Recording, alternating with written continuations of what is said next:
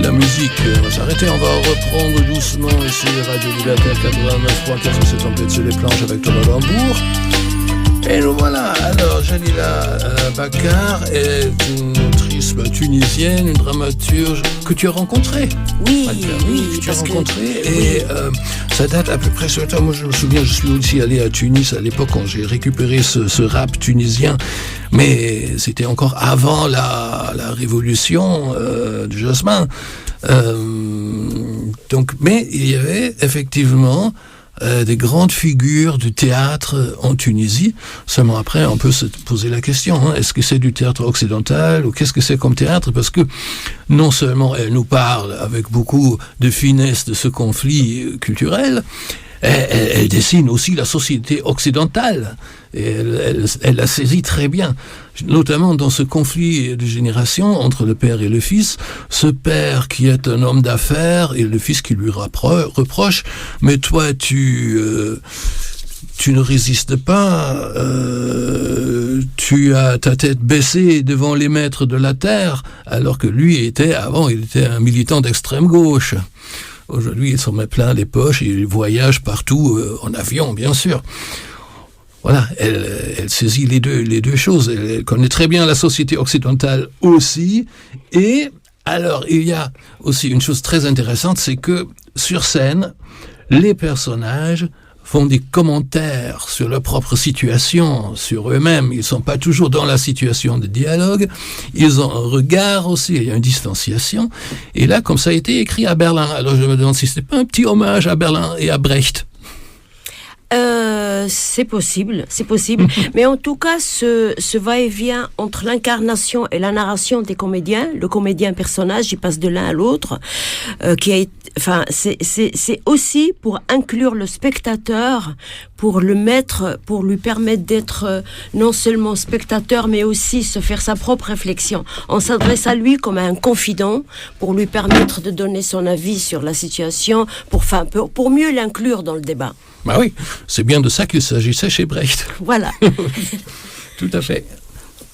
Et c'est vrai, comme tu disais tout à l'heure, Thomas, que c'est drôle par moments, parce que il y a dans cette pièce des personnages extrêmes qui sont pas très sympathiques, pas très attachants, et qui ont chacun une motivation propre. Chacun avance ses arguments et on comprend qu'ils véhiculent tous des cicatrices et des vécus douloureux.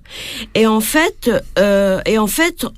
très vite, on comprend que leur rejet de l'autre est un symptôme en fait de révélateur de leur fragilité, et ils cherchent à le compenser, par ce racisme, par ce xénophobie, parce que dans le rejet de l'autre, ils trouvent une solution à leur propre douleur intérieure, en fait, parce que tu as vu, Thomas, il y a cette ex-rescapée de l'ex-RDA, rescapé de l'ex-RDA, il y a ce médecin gynécologue qui a été radié de l'ordre des médecins, il y a ce tueur de chiens qui a été interné en hôpital psychiatrique, et tout ça fait un monde qui tourne autour de ça, et en fait, ils trouvent ça comme un bouc émissaire, et ça leur sert, en fait, ils exploitent, en fait, la situation pour trouver un petit peu d'apaisement à leur douleur, quoi. Oui, c'est tellement fin, plein de finesse, d'observation, etc. Il faudrait la voir 2 fois au moins pour saisir tous ces détails, toutes ces observations qui sont très intéressantes. Justement parce que, elle vit quand même en Tunisie. Oui, elle vit en Tunisie, mais elle voyage énormément parce qu'elle joue un peu partout. Là, je l'ai appelée l'autre jour. Elle m'a dit qu'elle va rentrer bientôt, mais elle va venir à Paris, parce que moi, quand je l'ai rencontrée, moi, j'ai tenu absolument, comme je fais à chaque fois, quand j'ai fait ça avec ma pièce précédente aussi, quand je monte un auteur, j'aime le voir, passer un moment avec lui, voilà. Et je l'ai trouvée très attachante, très intelligente, voilà, cultivée. Enfin, voilà, c'est une femme extraordinaire. Et en fait, elle a sa propre compagnie à Tunis. Elle milite pour un certain théâtre. C'est une femme très active. Et c'est une femme, en fait, elle est comédienne de cinéma et de théâtre. Et donc là, elle donne des représentations. Elle fait des choses un peu partout dans le monde. Mais elle va venir à Paris. Elle attend pour avoir son visa parce que c'est pas chose facile d'avoir un visa pour les Tunisiens, les Marocains, pour tout le monde. Donc, mais elle m'a promis qu'elle allait faire son mieux pour venir voir la pièce à Paris. Alors, c'est une pièce que je trouve intrigante, vraiment drôle en plus, et très pertinente. C'est étonnant de voir qu'elle a écrit ça il y a 20 ans et à quel point ça nous parle d'aujourd'hui. C'est un peu frustrant aussi de voir que le monde n'a pas avancé du tout, et plutôt régressé. Et ben ça se joue quand, maintenant, à la Comédie Nation?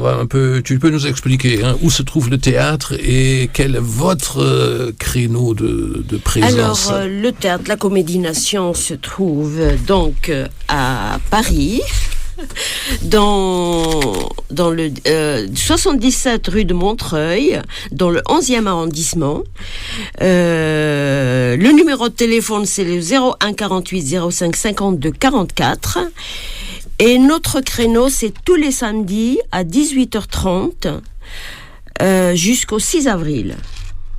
Voilà, avec mon équipe que je tiens vraiment à remercier parce qu'ils ont beaucoup travaillé avec moi. Il y en a qui sont avec moi sur ce projet depuis 2 ans. Avec beaucoup d'énergie, avec beaucoup d'enthousiasme et beaucoup de passion. Donc je remercierai Farah Benamar de Saint-Germain, Rémi Dessoart, Andrea Ferrer, Thierry Caïbo, Mayalène Hualt, et puis notre voix off qui nous vient du Maroc, Younes Yousfi, sans oublier notre fidèle et irremplaçable créateur sonore Thibaut Jarige.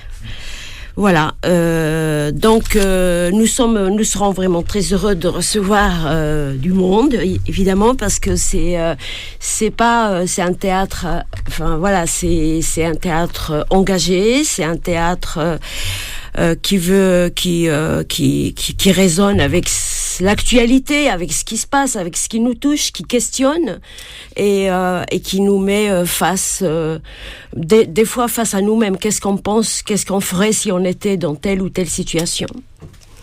Oui, c'est un théâtre intéressant. C'est pas, ce serait un peu trop dire que je viens de le découvrir. J'y ai déjà mis le pied des fois, mais je vais regarder un peu plus, ce qui s'y passe. Donc, on va vous amener, on va y retourner après la musique, on va y retourner pour parler de M'en allant promener.